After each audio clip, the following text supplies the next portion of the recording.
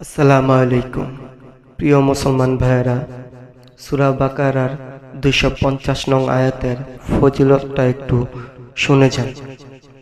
ওয়া লাম্মা বারজু লিজালুতা ওয়া জুনুদিহি ক্বালু রাব্বানা আফরিগ আলাইনা সাবরাও ওয়া সাব্বিত আকদামানা ওয়ানসুরনা আলাল কওমিল কাফিরিন।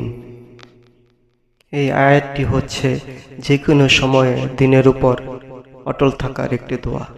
ইসলাম বিরোধীর শক্তির মোকাবেলায় ধৈর্য সহ দিনের উপর অবিচল থাকা এবং আল্লাহর সাহায্য লাভের দোয়া।